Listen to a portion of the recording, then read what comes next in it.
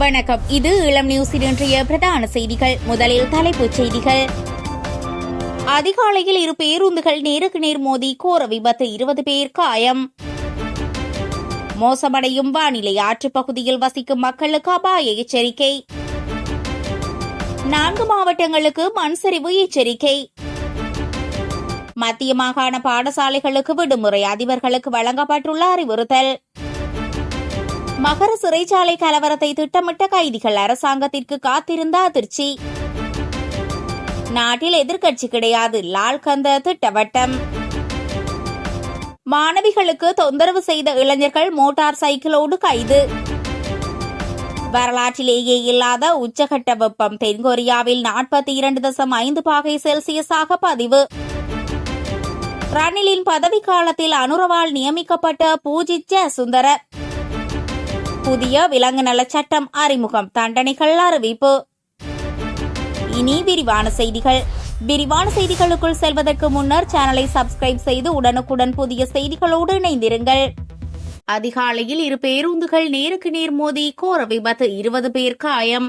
இலங்கை போக்குவரத்து சபை பேருந்தும் தனியார் பேருந்தும் நேருக்கு நேர் மோதியதில் விபத்து ஏற்பட்டுள்ளது.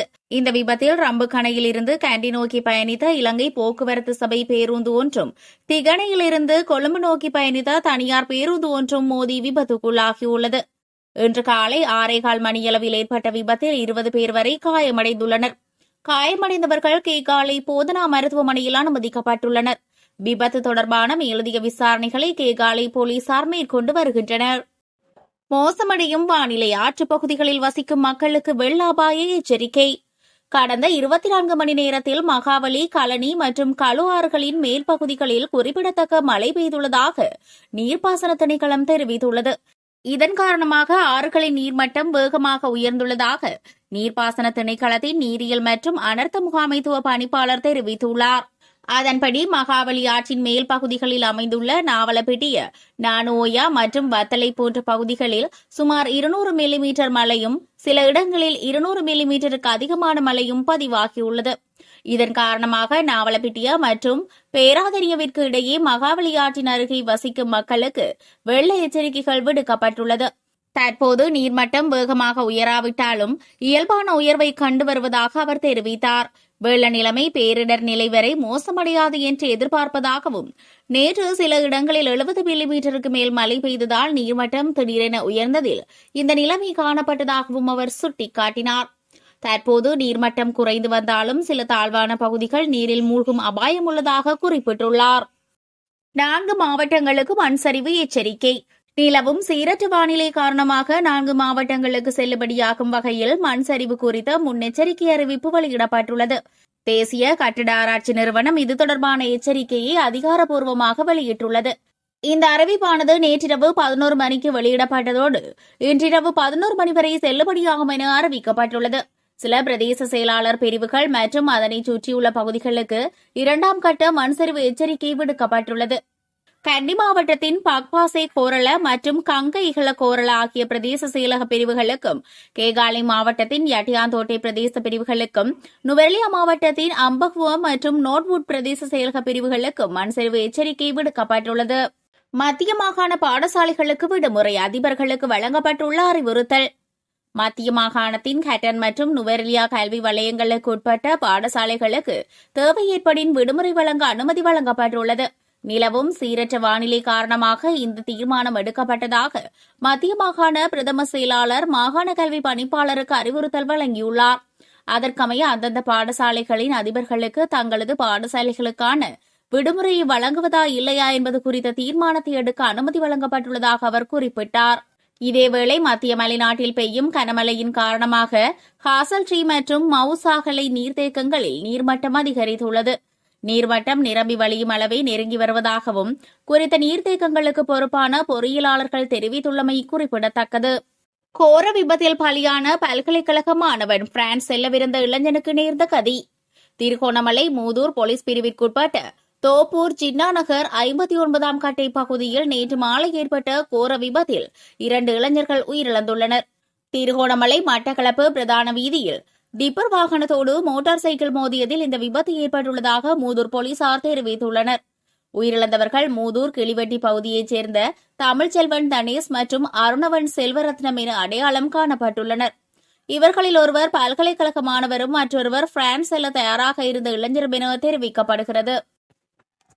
மகர சிறைச்சாலை கலவரத்தை திட்டமிட்ட கைதிகள் அரசாங்கத்திற்கு காத்திருந்த அதிர்ச்சி. நேற்று மகர சிறையில் நடந்த மோதலால் சிறைக்கு ஏற்பட்ட சேதத்தின் மதிப்பு ரூபாய் 15 கோடிக்கும் அதிகமாக இருப்பதாக தெரிவிக்கப்பட்டுள்ளது.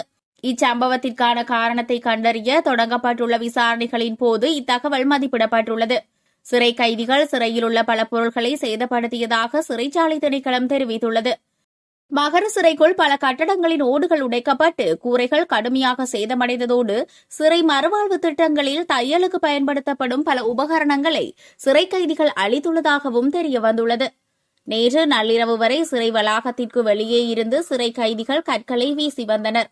கல் தாக்குதலால் சிறையை சுற்றியுள்ள பல வீடுகளும் சேதமடைந்துள்ளன. சாத்தான், அசார், பெட்டா மற்றும் மற்றொரு கைதியால் இந்த கலவரம் திட்டமிடப்பட்டது என்று போலீசார் நடத்திய ஆரம்பகட்ட தகவல்களில் தெரியவந்துள்ளது.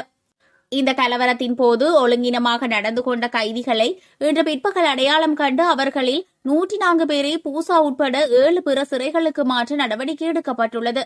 4100க்கும் மேற்பட்ட கைதிகளை கொண்ட மகர சிறைச்சாலையில் நேற்று முன்தினம் சுமார் 4 மணியளவில் கலவரம் வெடித்தது. 13 மணி நேரத்திற்கு மேலான போராட்டத்திற்கு பிறகு நேற்று காலை சுமார் 6 மணியளவில் பாதுகாப்பு படையினர் நிலைமையை முழுமையாக கட்டுப்படுத்தினர். இருப்பினும் இந்த கலவரத்தில் ஒரு கைதி உயிரிழந்தார் மற்றும் 9 கைதிகள் காயமடைந்தனர். உயிரிழந்தவர் வத்தலையைச் சேர்ந்த 33 வயது நபர் ஆவார். அவர் ஒரு மோட்டார் சைக்கிளை திருடியமை மற்றும் 20 கிராம் ஐஸ் போதைப் பொருளை வைத்திருந்தமை ஆகிய குற்றச்சாட்டுகளின் பேரில் கைது செய்யப்பட்டிருந்தார்.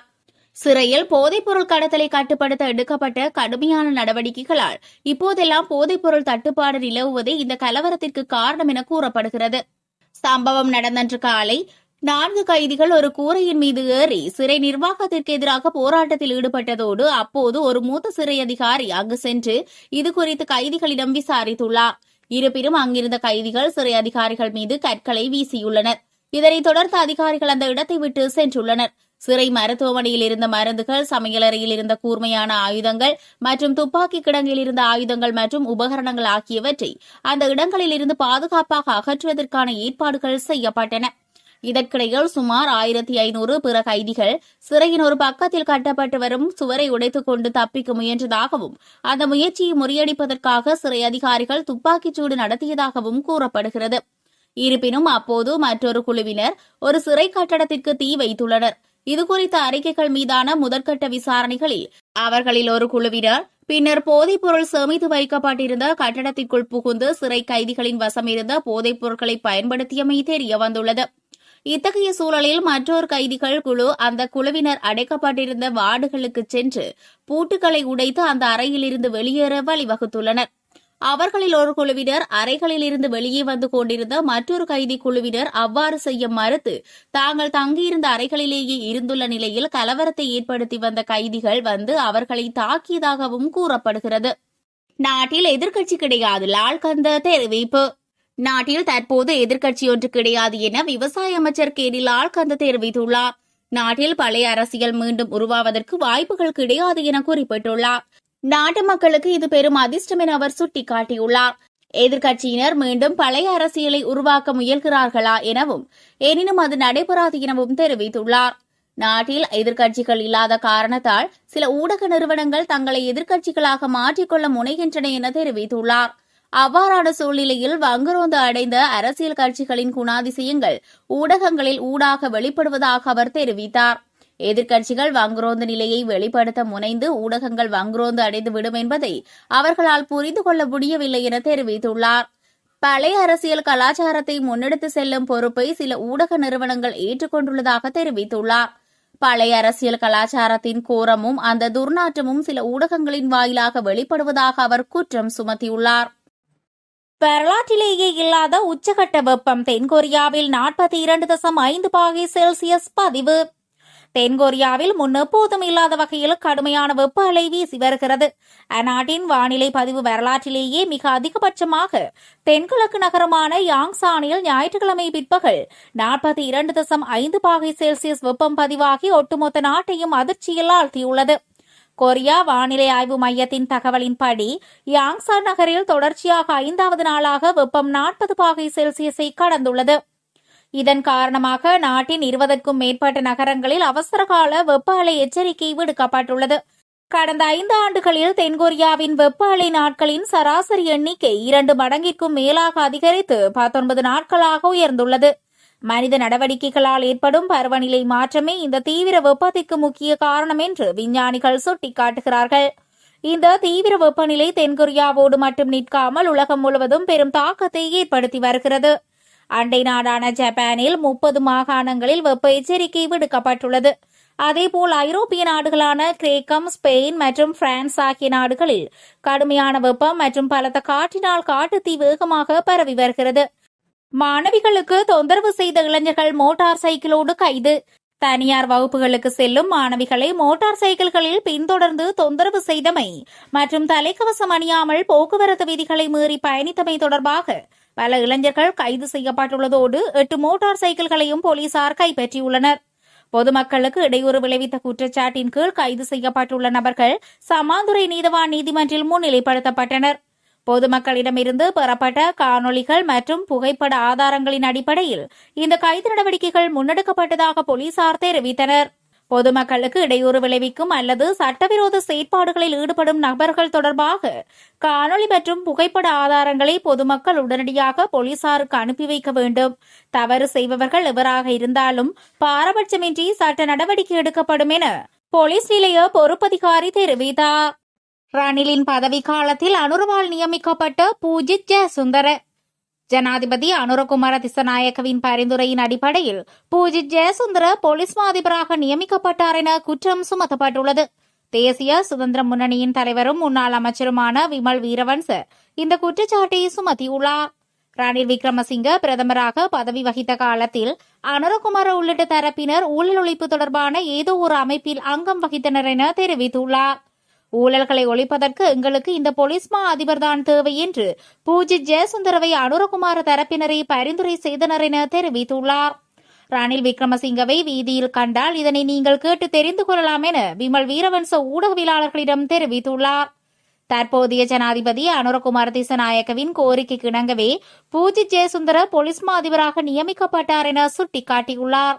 தமக்கு பூஜித் ஜெயசுந்தரவோடு எந்தவிதமான தொடர்பும் கிடையாது என்றும் பூஜித் போலீஸ் மா அதிபராக கடமையாற்றிய காலப்பகுதியில் போலி கடவுச்சீட்டு விவகாரம் ஒன்றில் தம்மை சிக்க வைத்தனர். இருப்பினும் அந்த குற்றச்சாட்டுகளில் நான் குற்றமற்றவர் என நீதிமன்றம் அறிவித்திருந்ததாகவும் அதனால் அவருக்கும் தனக்கும் எந்தவிதமான தொடர்புகளும் கிடையாது என்றும் விமல் வீரவன்ச தெரிவித்தார். புலனாய்வு தகவல் கிடைத்தும் உயிர்த்த ஞாயிறு பயங்கரவாத தாக்குதலை தடுக்க தவறியதன் மூலம் புதிய விலங்கு நலச் சட்டம் அறிமுகம், தண்டனைகள் அறிவிப்பு. இலங்கையில் விலங்குகளின் பாதுகாப்பு மற்றும் நலனை உறுதி செய்யும் வகையில் புதிய விலங்கு நலச் சட்டம் வர்த்தமானி அறிவித்தல் மூலம் உத்தியோகபூர்வமாக வெளியிடப்பட்டுள்ளது. விவசாய, கால்நடை வளர்ப்பு, காணி மற்றும் நீர்ப்பாசன அமைச்சரின் வழிகாட்டலின் கீழ் விலங்குகள் மீதான கருணை, பராமரிப்பு, பாதுகாப்பு மற்றும் அவற்றின் நல்வாழ்வை பாதுகாக்கும் நோக்கில் இப்புதிய சட்டம் உருவாக்கப்பட்டுள்ளது. மத அல்லது கலாச்சார நிகழ்வுகளுக்கு விலங்குகளை பயன்படுத்த அனுமதிக்கப்பட்டாலும் விலங்கின் கால்களில் முள்வளையங்கள் அணிவிப்பது, சங்கிலியால் கால்களை கட்டுவது மற்றும் கம்பிகளால் கட்டுவது போன்றன முற்றாக தடை செய்யப்பட்டுள்ளன. விலங்குகளை மிதமின்றி நடக்க வைப்பது, அதிக சுமை ஏற்றுவது, சித்திரவதை செய்வது, வேதனையை ஏற்படுத்தும் வகையில் கயிறு அல்லது சங்கிலியால் கட்டி போடுவது ஆகியவை குற்றமாகும்.